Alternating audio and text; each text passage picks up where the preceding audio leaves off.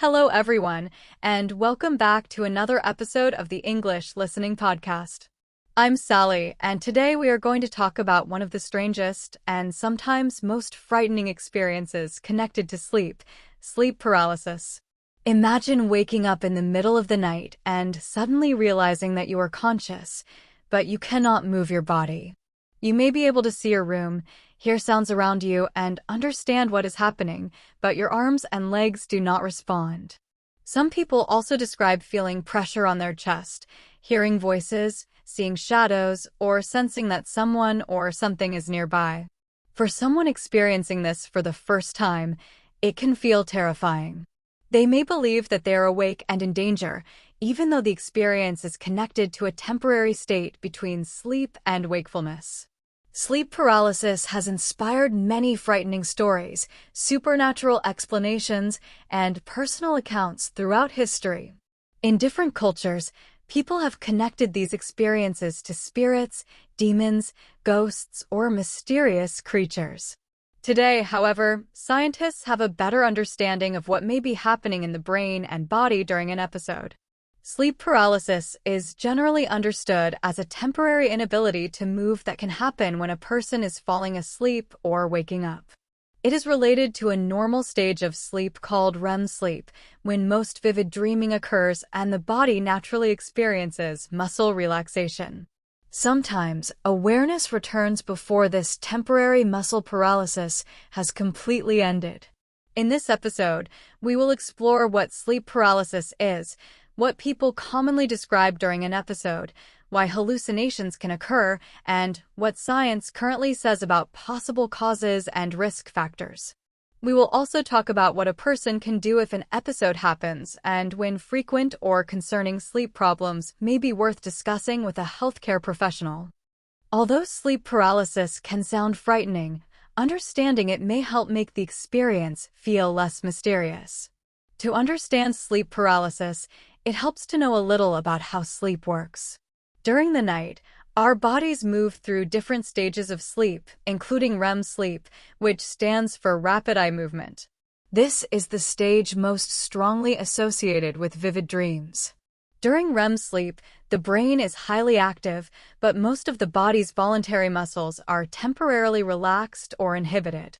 This normal process is sometimes called REM atonia, and it helps prevent us from physically acting out many of our dreams. Sleep paralysis can happen when the brain becomes aware while this temporary muscle inhibition is still continuing.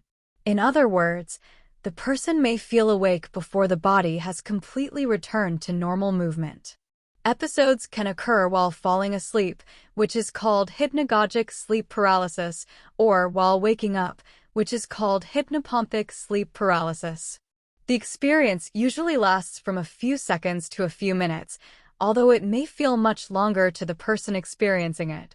During an episode, people can often move their eyes and continue breathing, even though they may feel unable to move their arms, legs, or body. The sensation of chest pressure can make the experience especially frightening.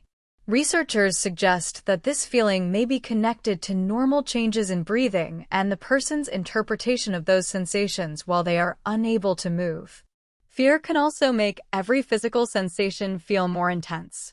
Because the experience happens near the boundary between sleep and wakefulness, some dreamlike experiences may continue even while the person feels conscious.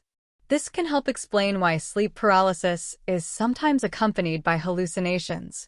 These experiences may involve seeing a figure, hearing sounds or voices, feeling movement in the room, or sensing a presence nearby. The combination of being unable to move and experiencing something that feels completely real can make an episode unforgettable.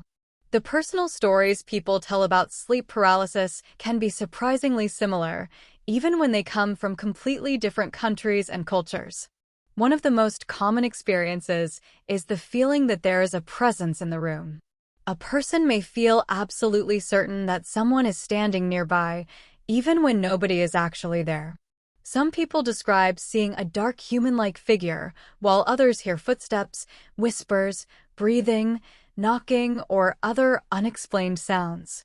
Another common experience is a feeling of pressure or weight on the chest. This has appeared in stories and legends for centuries and has sometimes been interpreted as a supernatural creature sitting or pressing on a sleeping person. Others describe sensations of floating, falling, being pulled from the bed, or feeling as if something is touching them. It is important to remember that these experiences can feel extremely real. Knowing that they may be hallucinations does not mean that the fear itself is imaginary.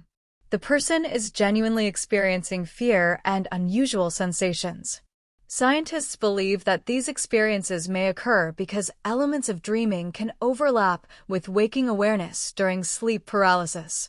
The brain may still be producing dream imagery while the person is becoming conscious of their real surroundings. This can create a confusing mixture of reality and dreamlike perception. Imagine recognizing your bedroom while also seeing something that does not belong there. It is easy to understand why people might search for extraordinary explanations. In the past, when there was less scientific knowledge about sleep, these experiences were often explained through local beliefs and folklore. Even today, some people interpret sleep paralysis spiritually or supernaturally, while others prefer a scientific explanation. Regardless of a person's beliefs, the physical experience can be intense and emotionally powerful. This is one reason why people often remember their first episode for many years afterward. Scientists have identified several factors that may be associated with a higher likelihood of experiencing sleep paralysis. One of the most commonly discussed factors is insufficient or irregular sleep. When people do not get enough sleep, frequently change their sleeping schedule, or experience disruptions in their normal sleep patterns, their sleep-wake cycles may become less stable. Stress and anxiety are also often associated with sleep problems in general and may play a role in sleep paralysis for some people. Sleeping in certain positions, especially on the back, has also been reported as a possible association in some studies, although this does not mean that everyone who sleeps on their back will experience sleep paralysis. In some cases, episodes may occur alongside other sleep conditions. Sleep paralysis can be associated with narcolepsy, a neurological sleep disorder, although having sleep paralysis does not automatically mean that someone has narcolepsy. Some people experience an episode only once or a few times in their lives, while others may have recurring episodes. The exact causes can vary from person to person, and researchers are still studying why some individuals experience it more often than others. Family patterns and genetic factors may also contribute in some cases. One important thing to understand is that sleep paralysis itself is generally considered temporary and is not usually physically dangerous. However, repeated episodes can cause significant fear and may affect a person's sleep habits. Someone who is afraid of experiencing another episode may begin to worry about going to sleep, which can create more sleep disruption. If episodes happen frequently, are accompanied by other unusual sleep symptoms, or seriously affect daily life, speaking with a qualified healthcare professional can help identify possible underlying causes. Better understanding can be especially useful when fear and uncertainty begin to interfere with rest. If sleep paralysis happens, the most important thing to remember is that the episode is temporary. This may be difficult to remember while you are frightened, especially if the experience includes strange sensations or hallucinations. Still, understanding what is happening can sometimes reduce panic. Some people find it helpful to focus on slow breathing and remind themselves that their body will regain movement soon. Instead of struggling to move the entire body, some people report focusing on trying to move a small part, such as a finger or toe. There is no guaranteed technique that works for everyone, but remaining as calm as possible may make the experience easier to tolerate. After an episode ends, a person may feel confused, tired, or frightened. Turning on a light, sitting up, drinking some water, or talking to someone can help them feel grounded again. If episodes happen repeatedly, improving general sleep habits may be useful. Keeping a more regular sleep schedule, allowing enough time for sleep, and reducing factors that interfere with rest may help some people. Managing stress can also be beneficial, although stress is not the only possible factor. It is important not to blame yourself for experiencing sleep paralysis. Having an episode does not mean that you are weak, going crazy, or experiencing something supernatural simply because it felt unusual. The brain can produce remarkably vivid experiences during the transition between sleep and wakefulness. If you experience frequent episodes or have other symptoms such as extreme daytime sleepiness, suddenly falling asleep, or unusual episodes related to muscle weakness, it is important to discuss them with a healthcare professional.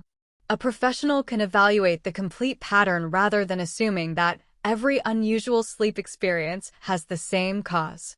The goal is not to become afraid of sleep, but to understand your experience and seek appropriate help when necessary. Knowledge cannot always prevent an episode, but it can make an unfamiliar experience feel less mysterious and overwhelming.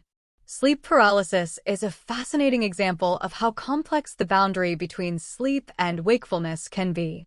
It reminds us that consciousness is not always as simple as being completely awake or completely asleep. During an episode, a person may feel trapped between these two states, aware of their surroundings while their body remains temporarily unable to move. At the same time, dreamlike experiences may enter conscious awareness, creating sensations that feel impossible to explain. This combination has probably contributed to supernatural stories for centuries. A person wakes up, cannot move, feels pressure, sees a figure, and hears something in the room. Without knowledge of sleep physiology, such an experience could easily seem like evidence of something beyond ordinary reality.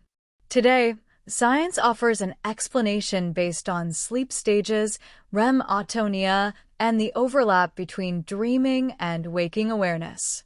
However, science does not need to dismiss the intensity of people's experiences. An episode can be frightening even when we understand the biology behind it. If you have experienced sleep paralysis, you are not alone.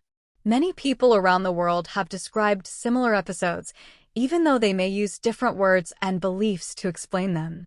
If it happens only occasionally, understanding the experience may be enough to help reduce fear. If it happens frequently or begins affecting your ability to sleep and function during the day, seeking advice from a qualified healthcare professional can be a sensible next step. The most important thing is to approach unusual sleep experiences with curiosity rather than immediate panic. Our brains are capable of creating incredibly vivid perceptions, especially when we move between different states of consciousness. Sometimes the strangest experiences can have natural explanations that are just as fascinating as any supernatural story. Thank you so much for listening to Sally Lessons today. I hope this episode helped you understand sleep paralysis from both the scientific side and the human experiences people describe. Sleep is still full of mysteries, and there is always more to learn. Take care, get some rest, and I will see you in the next episode.